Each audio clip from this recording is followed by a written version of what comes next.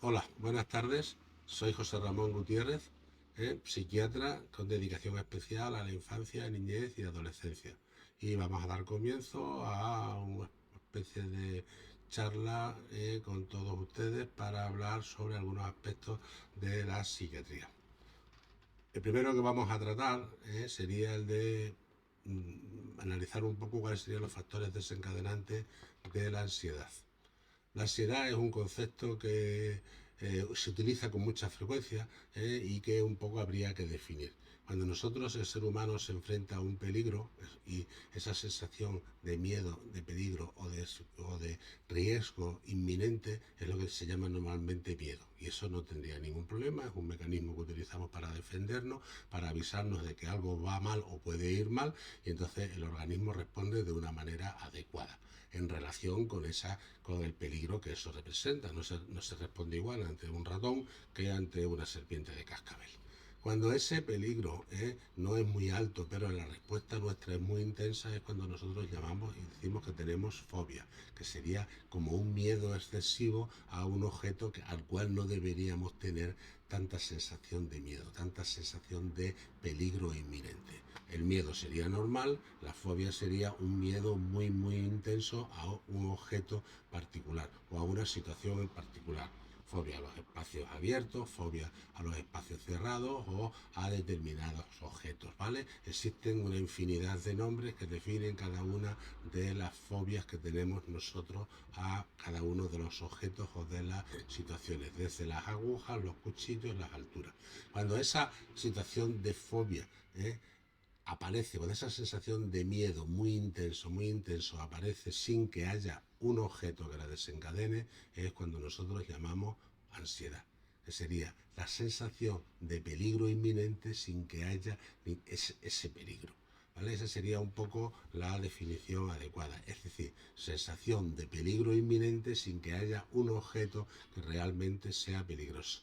¿Qué hace entonces el organismo? Pues pone en marcha unos mecanismos para prepararnos para que si el peligro es muy intenso y hay que correr, se huye, sensación de huida, vamos, o acción de huida, o para si el peligro es medianamente controlable, se pelea. La huida o la pelea serían las dos respuestas que nosotros podemos hacer. O nos vamos de la situación o nos quedamos a luchar contra ese objeto que controlamos o que creemos que puede ser controlable. La sensación de huida nos tiene que preparar para que nuestro sistema muscular corra. Necesitamos azúcar, con lo cual se aumenta la glucemia en sangre. Necesitamos oxígeno, con lo cual empezamos a respirar muy rápidamente para que entre más oxígeno dentro del organismo. Y necesitamos también que el oxígeno llegue al cerebro y llegue a los músculos, con lo cual tenemos taquicardia. También tenemos sensación de calor, también tenemos sensación de ganas de orinar, o también tenemos un poco sensaciones de estimulación del resto de las partes del organismo, preparándonos para si tenemos que huir. Al mismo tiempo que se prepara el cuerpo para esa situación, se prepara también a la mente para que tome la decisión. Esa adrenalina que se libera de ciertos núcleos que hay en el cerebro, principalmente un núcleo que se llama el locus ceruleus, pues esa adrenalina que libera también nos hace que nosotros tomamos decisión más importante, más rápida y mejores. En situaciones de estrés o de cierta tensión, nosotros pensamos con mucha mayor agilidad, ¿vale? Entonces, se nos estimula la mente y nosotros tomamos la decisión de analizar todos los mecanismos, todas las situaciones que hay fuera de nosotros y analizar cómo nosotros nos encontramos psicológicamente para poder enfrentarnos al peligro. Si ese peligro es llevadero, decide la mente que el cuerpo no se mueve y no corre y que entonces se queda allí. Y si se queda allí, la mente luego toma dos decisiones. Una, me peleo contra ese objeto que puede ser medianamente peligroso. Pues sí. Y si no, pues me hago el muerto, me quedo quieto, me paralizo. Sería paralizarse de miedo o sería luchar denodadamente contra el objeto. En la situación de ansiedad no existe ese objeto y toda esa sensación de que si la mente vaya muy deprisa, de que el cuerpo esté superestimulado, es lo que da la sensación de cansancio, de agotamiento, de dificultades de respiración, y como la mente funciona muy deprisa pero no hay nada contra lo que luchar, la sensación esa de que se nos va a acabar la vida o de que nos vamos a volver locos, de que vamos a perder el control porque no tenemos nada contra lo que luchar.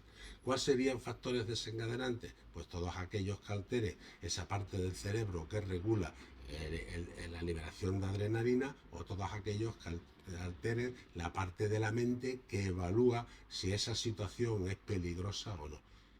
Cuando la sensación es muy seria, es entonces cuando llamamos ataques de pánico, que sería una parte en la cual difícilmente una persona puede controlarse.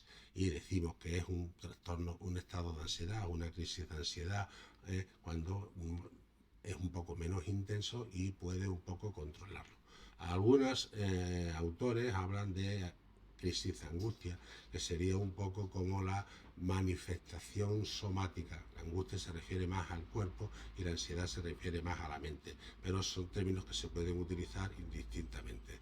Entonces, factores importantes, la seguridad que uno tenga y la estabilidad de esa parte del cerebro que regula la liberación de adrenalina y pone en marcha todo el mecanismo. Esos serían los dos factores más importantes. Obviamente, toda la parte relacionada con el cerebro pues puede estar controlada por la carga genética que llevamos. Existe una cierta tendencia a que en determinada familia haya más trastornos de ansiedad, como también está controlada con el tipo de dieta que hemos hecho de pequeños, con la educación, con el tipo de sustancias que tomemos, con la cantidad de estimulantes, con haber consumido mucho café, porque todos esos son factores que pueden poner en marcha la descarga de adrenalina. Y también todos aquellos factores que nos merman la seguridad. Si hemos dicho sensación de peligro inminente y yo me siento muy seguro, puedo aguantar muchos más peligros inminentes, con lo cual mi sensación de tranquilidad sería más. Y es más probable que la crisis de angustia, la crisis de ansiedad o el ataque de pánico no empiece a tomar cuerpo y no empiece con la cadena que llega al final a la pérdida de control y a la sensación esa de que uno se va a volver loco y de que está enormemente cansado después de que ha pasado el episodio.